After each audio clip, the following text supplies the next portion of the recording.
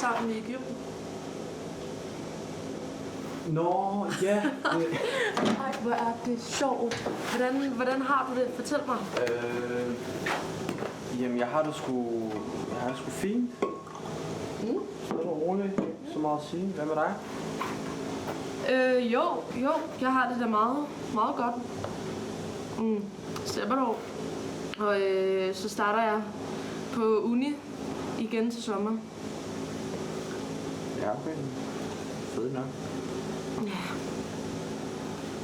Jo, jeg var forresten sammen med nogen fra holdet for nyligt, og de sagde, at du havde mistet din kæreste, eller?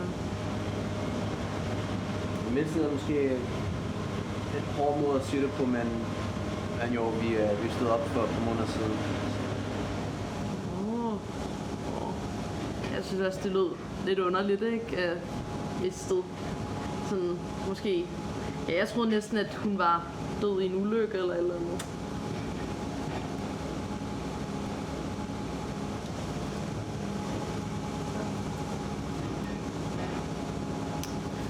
Okay, jamen, det kunne være, at du lige skulle vise mig, hvordan jeg gjorde det herovre.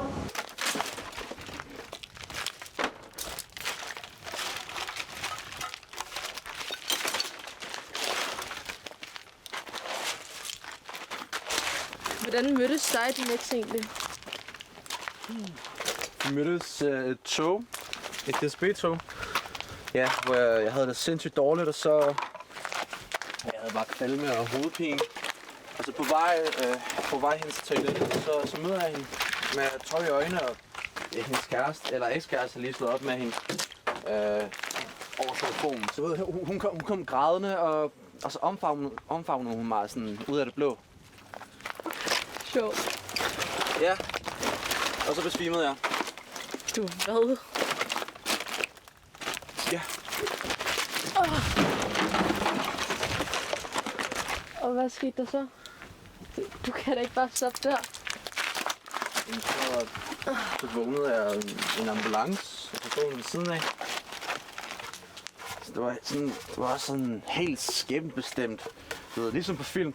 Det var så også en af grundene, hvorfor jeg ikke havde lyst til at slå op med hende. Men lidt slå op? Ja. Det har du da ikke sagt noget om. Jo da. Nej. Du sagde da ikke, at du havde lyst til at slå op med hende. Men det havde jeg. Så du lå være med at slå op med hende, fordi at I mødtes i et tog? Det var ikke kun på grund af det. Der var også andre ting, som gjorde, at jeg havde lyst til at slå op med hende. Som... Ja. Hvor lang tid havde du så lyst til at slå op med hende? Det ved jeg ikke. Sådan halvt år. 8 måneder. 8 måneder? Ja. Hvorfor slog du ikke op med hende noget før? Det ved jeg ikke. Jeg tror, jeg var bare bange for, hvad der ville ske. Okay, så du sad bare og ventede på, at hun ville komme og gøre det for dig?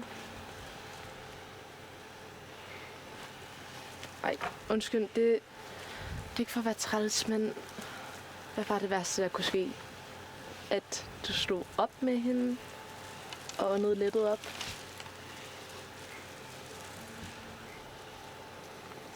Ja. Jo, jeg kan godt se, hvad du mener.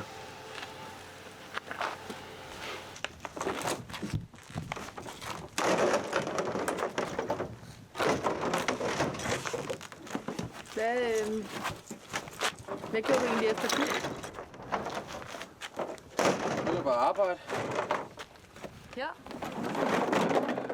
Nej. Mange forskellige steder.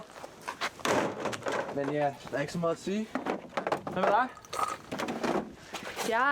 Jeg tog ud og sejlede med skoleskib. Ej, seriøst? Ja. Jeg kan godt lide frisk luft, og det er også derfor, jeg arbejder her i stedet for Irma, ikke? Ja. Nå, men hvad så du? Så mange forskellige fine steder. Men det fedeste, det var så meget Japan. Der var vi også i lidt tid. Hvad oplevede du så? Jo, jeg var ude at hike med en, jeg mødte. En tilfældig en? Ja. Ja, det er lidt en lang historie. Jamen, har du ikke lyst til at fortælle den? Jo, hvis du har lyst til at høre den. Ja, meget gerne. Jamen, det var med en, jeg mødte i byen. Og så nogle dage senere, der inviterede han mig ud og hike. Det kan dog godt være sådan lidt farligt at gå rundt i skoven på den side af året, fordi det er forår, og dyrene de vågner fra deres vinterhi og er mega sultne. Normalt er de ikke aggressive over for mennesker, men man skal passe lidt på, fordi at hvis man støder på en, og den bliver bange eller føler sig truet, så kan den godt finde på at angribe. Så derfor skal man have en klokke med sig. En klokke? Ja, en klokke. Man skal bare gå rundt hele turen og ringe. Dingelingeling. Ja. Okay, så vi er ude at gå. Klokke i hånd og det hele. Da ham, jeg er afsted med, spørger, om vi skal have sex. Skal vi lige ryge? Vent lidt. Hvad? Altså, der var relativt mange andre mennesker, så vi kunne ikke rigtig gøre det tæt på stierne, men jeg fik... Vent lidt, så du gjorde det? Ja, altså, jeg havde ikke rigtig noget med ham fyren før det, men han virkede sgu egentlig meget så jeg fik også lyst. I hvert fald. Vi besluttede os for at gå ind i skoven og gøre det. Jeg var dog ikke bare bange for at blive opdaget af andre mennesker, men hvad nu hvis en bjørn kom og fandt os, imens vi gjorde det? Det var ret pinligt at blive spist af en bjørn, imens man bollede i en skov. Og jeg ved ikke helt, hvordan mine forældre skulle forklare det til begravelsen. Men jeg kan godt se, at det er ret problematisk at have det stående på sin gravsten. Præcis. Ja, det er helt rigtigt. Men hvorfor? Var det ikke farligt?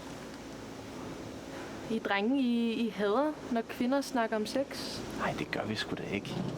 Jeg spurgte bare. Moder Natur, hun stopper mig allerede for at have sex 7 dage om måneden, så de resterende dage, dem vil jeg ikke lade hende spolere. Så I ringede med klokken, mens I gjorde det, eller hvad? Ja, det gjorde vi. What? Men var det ikke besværligt? Jo, en lille smule, men hvis det blev for meget, så skiftes vi vel bare til at gøre det.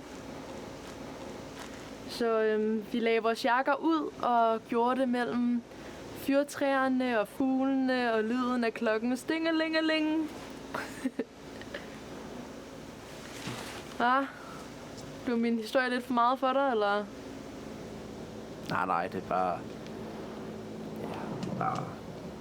Bjørnen er min mindste problem, når jeg skal i seng med nogen.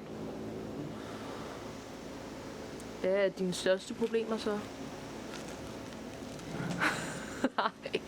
Ej, undskyld. Jeg laver bare sjov, ikke? Nej, det er okay. Jeg tænker heller ikke, at du mener noget med det.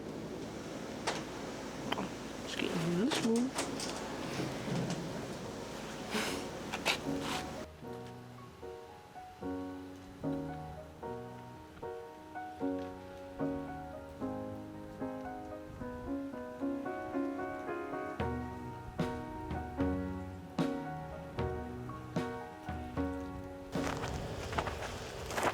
Skal du egentlig følge med den her vej? Nej, jeg skal herover. Ja. Ja, okay. Følg mig, hvad er det værste, der kunne ske?